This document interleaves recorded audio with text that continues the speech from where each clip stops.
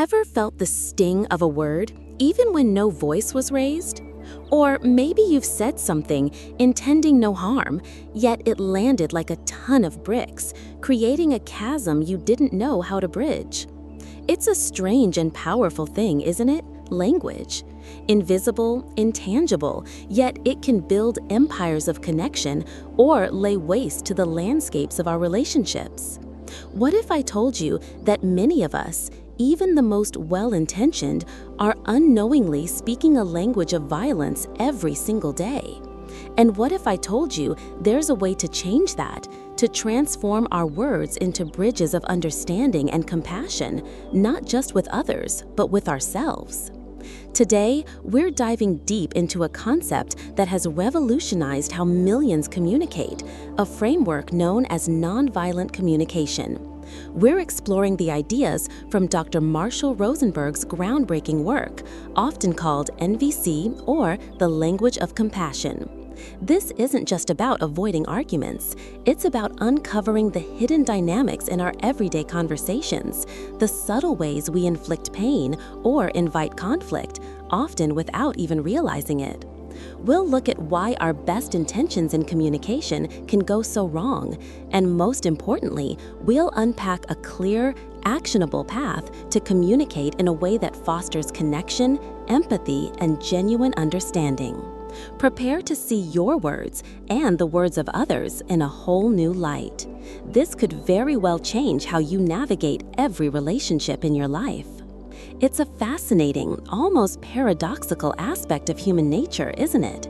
How the very people we care about the most, the ones we hold dearest to our hearts, often become the recipients of our harshest words. Think about it. A mother scolding her child. Does it mean she loves her child any less? When spouses find themselves in a heated exchange, hurling accusations or even insults, does it signal the end of their affection? Dr. Marshall Rosenberg, the brilliant mind behind nonviolent communication, shed light on this very human dilemma. He pointed out that beneath every layer of criticism, every pointed remark, every frustrated outburst, there often lies a hidden, unfulfilled expectation, a deep-seated need that isn't being met. And because we are so close, so intimately familiar with our loved ones, our expectations for them can soar. The higher the expectation, the easier it is to overlook their actual needs, their perspectives, and in that oversight, we unleash words that wound. And when someone is wounded, how can they possibly feel the love you're trying, perhaps clumsily, to convey? Dr. Rosenberg identified 4 key communication habits, 4 patterns of speech and thought that insidiously transform our everyday interactions into what he termed violent communication. These aren't always about shouting or overt aggression. Often, they're far more subtle, yet equally damaging. The first of these is what he called moralistic judgments. This is when we use our personal moral compass, our own set of rights and wrongs, to measure and label others. It's the tendency to imply wrongness or badness in others who don't act in accordance with our values. If someone does something that doesn't align with our expectations or desires, we might quickly slap a label on them: selfish, lazy, irresponsible, unprofessional, or even evil. For instance, if a student doesn't complete all their homework, they might think, "This teacher is just cruel. How can anyone finish this much work?" Or imagine a minor fender bender on the road. The immediate thought might be, "That idiot doesn't know how to drive. They clearly weren't paying attention." If a manager assigns a heavy workload, an employee might grumble, "My boss is just exploiting us, trying to squeeze every last drop of work out of me." These kinds of judgments are incredibly common in our daily lives. When something undesirable happens, our instinct is often not to look inward or consider the full context, but to assume the other person is the problem. These statements, loaded with criticism, blame, insult, and categorization, are all rooted in judging others based on our own internal, often unspoken rulebook. This way of thinking is profoundly dangerous because it completely bypasses the universal human feelings and needs that might be driving the other person's behavior, and indeed our own. It creates an us versus them dynamic, and as Dr. Rosenberg suggested, it's a fundamental root of violence, not just in words, but in actions too.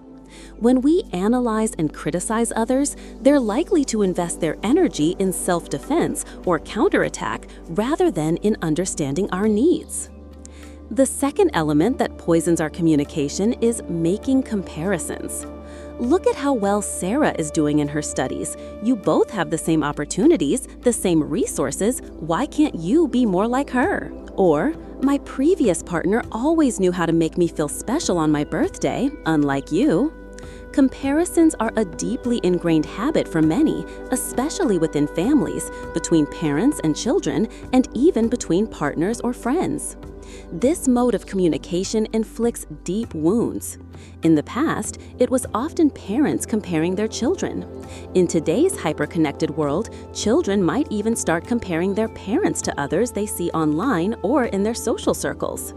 It's a sad reality that we often live in a society that constantly invites us to measure ourselves and others against some arbitrary standard. Dr. Rosenberg often quoted a line that resonates deeply. If you want to live a miserable life, compare yourself to others. Think about how comparison shuts down our ability to appreciate what is. Instead of seeing the unique qualities in ourselves or in another person, we're focused on a perceived lack, a deficiency. This breeds resentment, insecurity, and a feeling of never being good enough, both in the person making the comparison and the one being compared. Then there's the third element that leads to violent communication: denial of responsibility. We often use language in a way that absolves us of personal accountability for our actions and feelings. How many times have you heard, or perhaps even said, "I had to do it"? It's a classic way to sidestep ownership. Dr. Rosenberg shared a powerful example. When high-ranking Nazi official Adolf Eichmann was questioned about his horrific, inhuman actions during the Holocaust, his defense was, "I had to do it. Those were the orders from my superiors." Most perpetrators of wrongdoing find an external reason for their actions, a reason that never seems to originate from within themselves. And this isn't just confined to extreme historical examples. It permeates our everyday lives. It wasn't my original intention to be late, but the traffic was terrible. I couldn't finish the project because the instructions were unclear. I yelled because you made me angry. Notice how in each of these, the responsibility is shifted outward. We also need to be particularly mindful of complaining as a form of denying responsibility.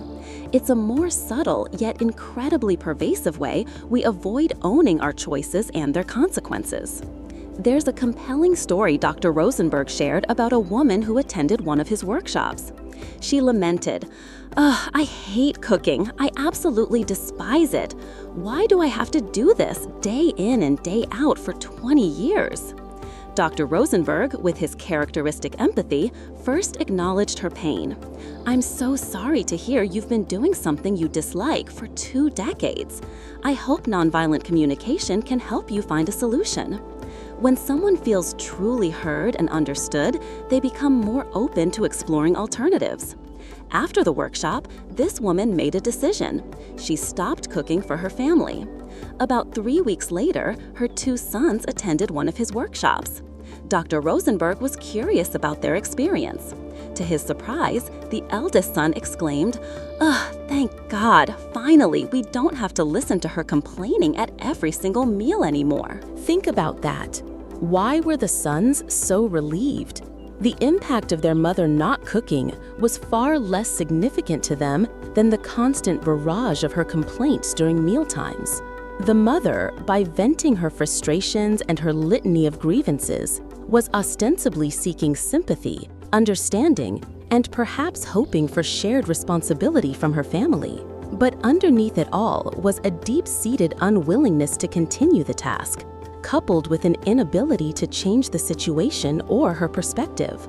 Ultimately, complaining is a way of shirking responsibility for our own choices and our own happiness. And those very complaints became a form of unintentional emotional abuse for her family. They probably would have preferred to make their own sandwiches than endure the negative atmosphere. If you find yourself in a similar situation where you feel trapped by an obligation and can't seem to find a way for others to share the load, Dr. Rosenberg offered a powerful mental shift. Change "I have to do this" to "I choose to do this." If you view cooking as a burden and you're resentful and irritable while doing it, your words and actions, even your unspoken energy, will become a form of violence inflicted upon your household. But what if you could reframe it? "I choose to prepare this meal for my children because I love them and it brings me joy to nourish them."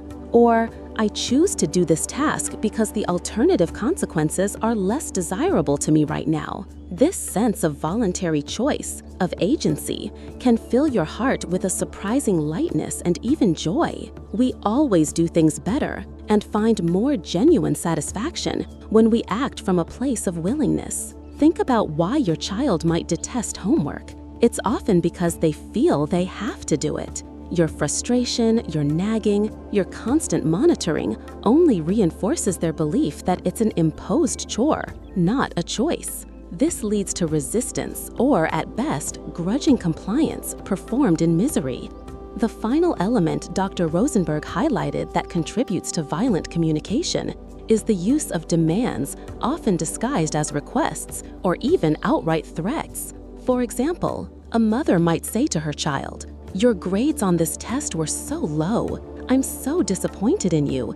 It makes me very sad." Now, you might think, that sounds pretty gentle. It's not like she's yelling or punishing, and you'd be right. It's certainly more effective in the short term than aggressive scolding. However, it's still considered a form of violent communication. Why? Because when the mother says she's sad because of the child's low grades, she's essentially making the child responsible for her emotions. The underlying message isn't truly about her sadness. It's about her unmet expectation that her child should get high grades. By linking her sadness to the child's performance, she's subtly, or not so subtly, guilting the child into compliance. This kind of communication might yield temporary results. The child, feeling remorseful and wanting to alleviate their mother's sadness, might study harder. But pay close attention. At this point, the child is no longer learning for the sake of learning or for their own growth. They won't find joy in their studies. They are learning to manage their mother's emotions. And please be very careful not to use this tactic as a way to confide in your loved ones. It might seem like sharing your feelings, but if it's designed to make the other person feel guilty and change their behavior to suit your desires, it's a form of emotional coercion, a veiled threat. "If you really cared about me, you would," or "if you don't do this, then I'll feel XYZ. Look around at our relationships, and you'll start to see these kinds of coercive communication patterns everywhere. "If you don't call me more often, I'll assume you don't value our friendship. "If you go out with your friends tonight, I'm just going to be miserable all alone here." As long as we fail to reflect on how our communication style might be problematic, we risk, intentionally or unintentionally, spreading these verbal barbs, these emotional manipulations to those around us. This way of speaking ultimately obscures and diminishes the love that might genuinely exist between you and the other person. So, if these are the pitfalls, the ways our language becomes shadowed and harmful, what then is nonviolent communication? And more importantly, how do we actually practice it to transform our interactions and, by extension, our lives? The very first step, the foundation of nonviolent communication, is observation. What does this mean? It means observing what is actually happening in a given situation and describing it purely without mixing in any evaluation, judgment, or interpretation, stating the facts as a video camera might record them. This sounds simple, but in practice, it's incredibly challenging because most of us find it extremely difficult to separate observation from evaluation. We're conditioned to judge, to analyze, to interpret almost instantly. For example, imagine a team leader says to an employee, "I think your work performance has been pretty poor lately." Is this an observation or an evaluation? Clearly, it's an evaluation. And what happens when someone feels judged? They immediately go on the defensive.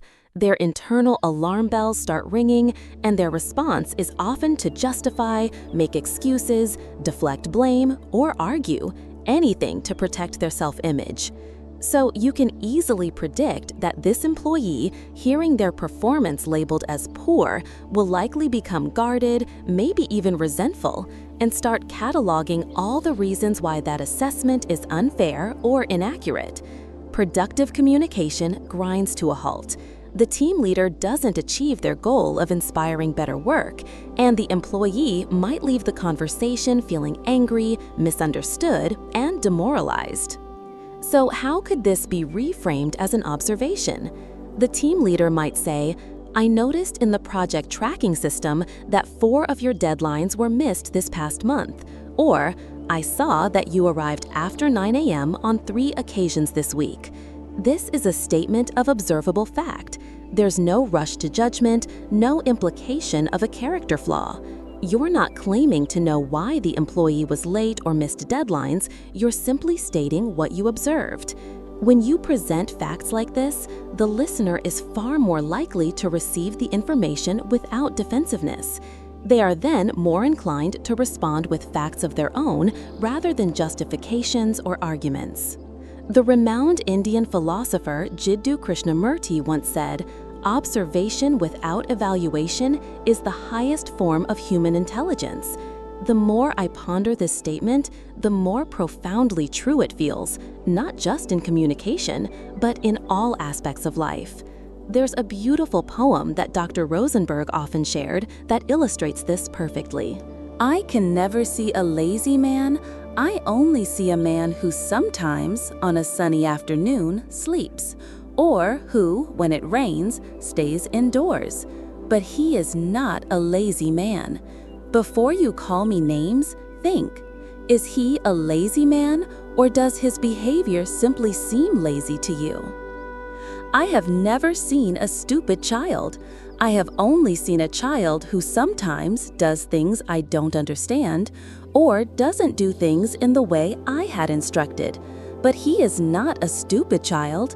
Before you call him names, think, is he a stupid child, or do the things he understands simply differ from what you understand?"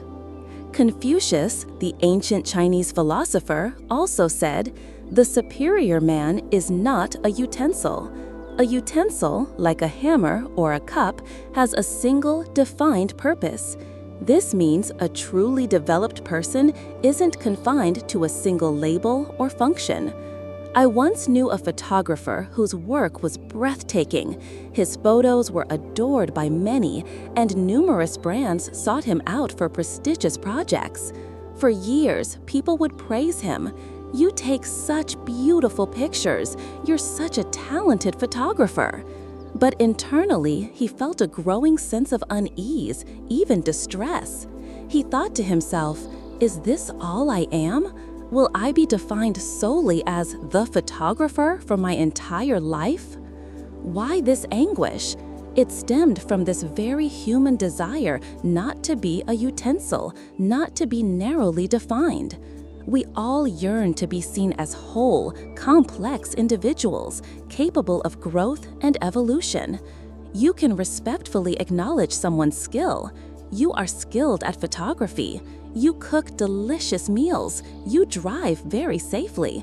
But try to avoid defining their entire being by that one skill or role. He is a person who takes photographs.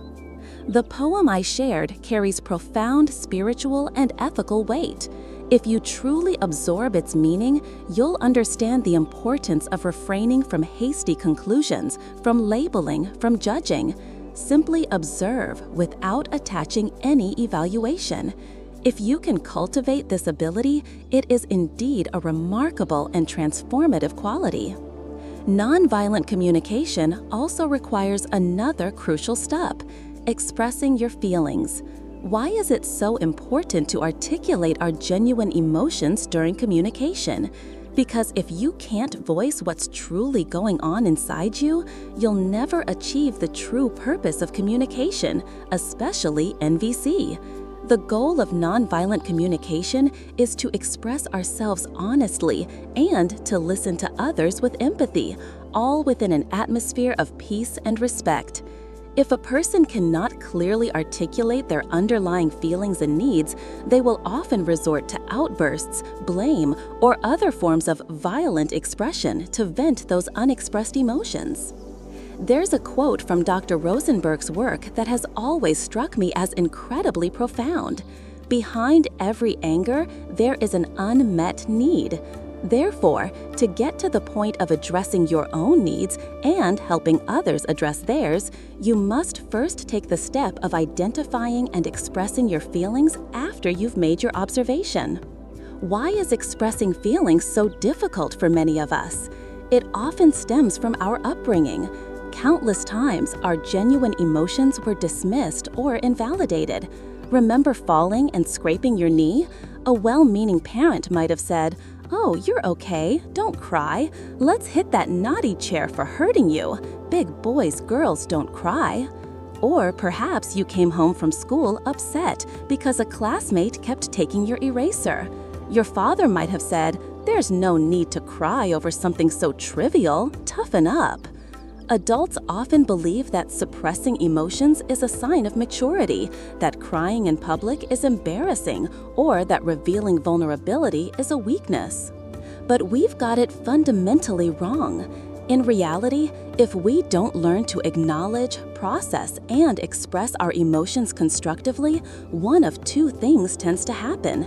Either we internalize them, leading to suppression, anxiety, and even depression, or we suddenly explode, losing our temper and lashing out at others. Expressing our feelings is not shameful. Losing control of our emotions due to unskillful expression is what we should strive to avoid. When Dr. Rosenberg would ask someone who was visibly angry, "How are you feeling?" they might respond, "I feel like he's taking advantage of me. I want to punch him." It's important to note, "he's taking advantage of me" is not a feeling. It's a judgment or an interpretation of the other person's actions. "I want to punch him" is a description of a desired action. To express a feeling, you need to use actual feeling words. For example, "I feel angry, furious, sad, lonely, scared, tense, anxious, frustrated, disappointed, lost, regretful." These are words that describe unmet needs or dissatisfaction. Conversely, words like happy, joyful, warm, excited, peaceful, relieved, safe, comfortable express feelings associated with met needs or satisfaction. So, instead of seeing your partner come home late for several nights and exclaiming, "Do you even consider this your home anymore?" try starting with an observation and then expressing your feeling. "For the past 3 nights, you've come home after midnight." Observation. "I feel really lonely and worried when this happens." Feeling. Starting a conversation this way, with honesty about your feelings, is far more likely to lead you down the path of expressing the love and connection you genuinely desire, rather than pushing the other person away. But simply stating your feelings isn't quite enough. You need to move to the third element of nonviolent communication, stating your needs. Now, you might misunderstand needs as simply what I want the other person to do. However, in NVC, a need refers to the universal human need that is the root of your feeling. What does that mean? It means identifying why you are feeling that particular emotion. What fundamental human need is either being met or not met, giving rise to that feeling? For example, a friend might say to another, "I was really disappointed that you didn't come to my party yesterday." The friend hearing this might feel a bit defensive or guilty, perceiving it as a veiled accusation and feeling that their own reasons for not attending aren't being understood. But what if the first friend used the NVC framework? I felt really disappointed when you didn't come to my party yesterday, observation plus feeling, because I was really hoping to talk with you about some troubles I've been having lately, need. Can you see how the impact of this communication is entirely different? Here, the speaker has revealed why they felt disappointed, their underlying need for connection, for support, for an opportunity to share. The crucial difference between these two statements lies in the source of the disappointment. In the first version, the disappointment seems to be caused by the other person's action, not coming to the party. In the second, NVC-informed version, the disappointment stems from the speaker's own unmet need, the need to talk and connect. This is a vital principle. Whenever possible, locate the source of your feelings within your own unmet needs, not in the actions of others. When you frame it this way, the listener is much more likely to hear your words without defensiveness. In this scenario, the friend would understand, my presence is important to them. They value our connection. They wouldn't feel blamed and wouldn't react with anger or defensiveness. The communication remains open and the relationship is less likely to become strained. We must remember a cornerstone principle of nonviolent communication. If you want your requests to be met with a positive response, you need to be honest about the needs that are driving those requests. Therefore, Dr. Rosenberg encouraged the frequent use of the sentence structure, I feel your emotion because I need your underlying universal human need. For example, if it's your wedding anniversary and your partner hasn't acknowledged it, instead of just saying, it's our anniversary today and you didn't do anything, which focuses blame, you could try, today is our anniversary and I noticed there wasn't a card or any mention of it, observation. I feel really disappointed and a bit sad, feeling, because I deeply value celebrating our milestones together, and I need reassurance and connection on days that symbolize our love and commitment. And this brings us to the fourth and final component of nonviolent communication, making a request. This is where you clearly articulate what you would like from the other person that would help meet your identified need. Dr. Rosenberg called this requesting help. It's a subtle but powerful shift in mindset. You are requesting, not demanding. Many people struggle to differentiate between these two. Here's a key distinction. If your request is not met and you then resort to criticism, blame, or trying to induce guilt, then your initial request was actually a demand in disguise. Similarly, if, while making your request, you leverage the other person's affection for you or try to make them feel guilty or obligated to comply, then that too is a demand, not a genuine request. Let's say someone says to their friend, I feel really lonely going to this event by myself. Would you be able to come with me? At this point, it could be a request or a demand. We don't know yet. But if the friend declines, perhaps explaining they have a prior commitment, and the first person responds with, "You're so selfish, you never think about my feelings," or even just internalizes, "They obviously don't care about me," then the initial request has revealed itself to be a demand. What about phrasing it like this? If you really care about me, you'll come with me. This might sound reasonable to some, and indeed, many people use this tactic. However, be very wary. This, too, is considered a demand in the NVC framework. It's a cleverly disguised demand that uses emotional leverage, attempting to bind the other person through their feelings of affection or obligation, compelling them to act according to your wishes. All such requests are ultimately ineffective for building genuine connection and, over time, can severely damage the trust and goodwill in a relationship. Furthermore, when people feel unable to make direct demands or even direct requests, they often resort to stating what they don't want, hoping the other person will magically intuit what they do want. Then, when the other person inevitably fails to read their mind, they feel hurt, neglected, or resentful, concluding, "They don't understand me," or "They don't truly love me." For example, a wife might say to her husband, I don't want you working overtime so much anymore. So the following week, the husband stops working overtime and signs up for a golf league that takes up 3 evenings a week. The wife is furious. Why? Because what she actually wanted, her unmet need, was for her husband to spend more quality time with her and the family.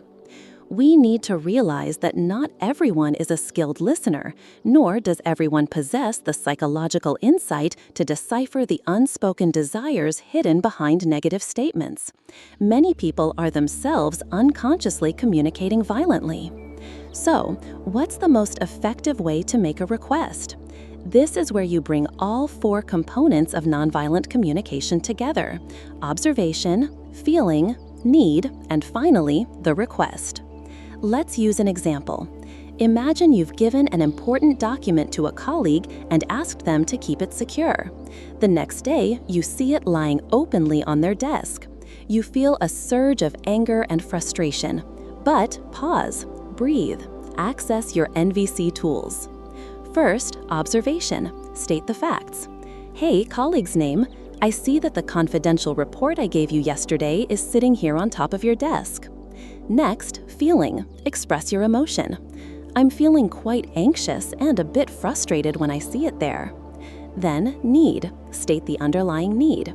Because I mentioned how critical it is to keep that information secure, and I have a strong need for reassurance that sensitive materials are protected, as a leak could have serious consequences for our project. And finally, request. Make a clear, positive, actionable request. Would you be willing to put that report in your desk drawer now and ensure it's locked up when you're not actively working on it, because its security is really vital? When your colleague hears this, presented calmly and honestly, they are much more likely to recognize their oversight without feeling attacked. They can perceive the equality in the relationship and the reasonableness of your concern. Because your communication is based on honesty and respect, not blame, they will likely apologize and immediately secure the document without resentment. In essence, nonviolent communication is a way of speaking and listening that requires us to re-examine our ingrained thought patterns and our choice of words. We must become more mindful of which phrases might make others feel uncomfortable, defensive, or even trigger resentment and hostility. The most powerful core of NVC is the commitment to always express yourself with complete honesty about your own experience, observations, feelings, needs, and to listen with genuine empathy to the experience of others.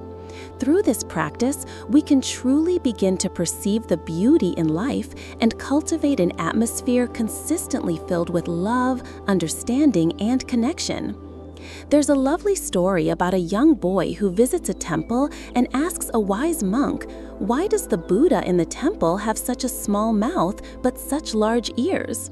The monk smiles and replies, "Because the Buddha understood that listening is far more important than speaking." We humans often have a strong urge to express ourselves. We strive to learn how to present our ideas effectively, how to speak eloquently, how to articulate our thoughts clearly. But in my experience, and as Dr. Rosenberg emphasized, learning to truly listen is often a far more challenging and ultimately more rewarding skill. As the American writer and philosopher Frank Morris once said, there is only one way to become a good conversationalist: learn to listen. Listening is profoundly important, yet it seems many of us haven't truly mastered the art. In his work, Dr. Rosenberg highlighted several common behaviors that actively prevent us from genuinely hearing another person. Take a moment and see if any of these resonate with your own communication habits. Imagine someone is sharing a problem, and your immediate response is to offer advice. "Well, if you do this, you'll make a lot of money," or "You should just tell him what you think." Constantly offering unsolicited advice is one of the primary barriers to listening. Many people, when someone else is sharing a story, love to interject with their own related experiences. "Oh, that reminds me of the time when or I went through something just like that." This shifts the focus back to themselves. Or they might engage in one-upmanship or comparison. "Oh, you think that's bad? Let me tell you what I went through. It was way worse." Some try to console or placate. "It's not your fault. You did your best." Or they might dismiss the other person's feelings. "Oh, cheer up. Why be sad? It's just a breakup. It's not the end of the world." Others express pity. "Oh, you poor thing. That's terrible." And then there are those who, believing they are showing concern, pepper the speaker with questions, interrogating them for details.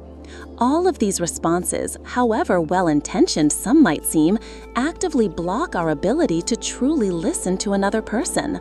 The desire to showcase our own experiences, to steer the conversation back to ourselves, to make ourselves the center of attention, these are all things that lead us to interrupt or hijack the other person's sharing. Similarly, wanting to please others, wanting them not to feel bad or be upset, might lead us to offer superficial comfort, deny their feelings, or express pity. These actions often reveal a lack of genuine, deep empathy for the other person. The person speaking can usually sense whether you are truly trying to understand their experience or just going through the motions. None of these behaviors constitute real listening. So, what does it mean to truly listen? In its simplest form, it means letting go of all your own thoughts, judgments, and agendas and focusing your entire attention on what the other person is saying and what they might be feeling and needing underneath their words. Remember the saying, "The ear is the road to the heart." Only by listening with focused, compassionate attention can we hope to enter another person's inner world, understand their story, and connect with them on a deeper level.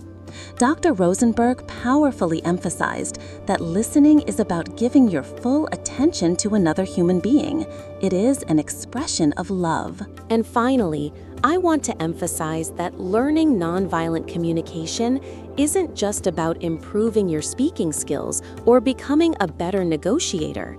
It's far more profound than that. It offers a pathway to cultivate several other invaluable life qualities. First and foremost, you will learn to love yourself more deeply. When you practice NVC, you are constantly required to observe and express your own feelings and needs. This very act is a form of self-awareness training. It encourages you to pay closer attention to your inner world, to the subtle shifts in your mind and heart. This heightened attention to your own internal landscape naturally extends into a more sensitive awareness of others. If we can clearly identify when we are happy or sad, excited or bored, then each moment lived with this self-awareness becomes a precious gift, allowing us to truly understand and care for ourselves. Second, you will learn how to truly listen. Nonviolent communication is not about conquering others with words or winning arguments. It's about understanding the immense power of empathic listening. So many conflicts and misunderstandings are not resolved by more talking, but by more profound, compassionate listening. When someone feels truly heard without judgment, defenses lower and connection becomes possible. And finally, you will discover healthier and more effective ways to express difficult emotions like anger and also to express genuine gratitude. "I'm angry. I don't like that. I'm sad."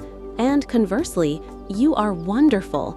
Thank you so much. I really appreciate what you did." These can be some of the hardest phrases to utter authentically in our daily lives.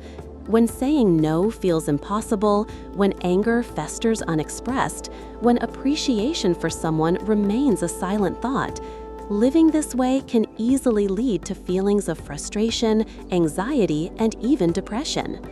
Nonviolent communication teaches us that anger, for instance, is a natural signal, often a protective instinct alerting us to an unmet need. You don't need to suppress it, but you also don't need to unleash it destructively. Instead, NVC provides tools to understand the message behind your anger and express it constructively by identifying the unmet need and making a clear request. The principles of nonviolent communication can fundamentally shift your perspective on almost everything. They can change your attitude towards difficult situations and challenging people. They can even help you improve your overall quality of life by fostering a boundless capacity for love and compassion, both for yourself and for everyone around you. It reminds me of a beautiful quote by Romain Rolland, who said, "There is only one heroism in the world, to see the world as it is and to love it." NVC helps us see ourselves and others more clearly with all our beautiful, messy, human imperfections, and to love what we see. Thank you so much for joining me on this exploration today, for listening all the way to the end of this deep dive into nonviolent communication.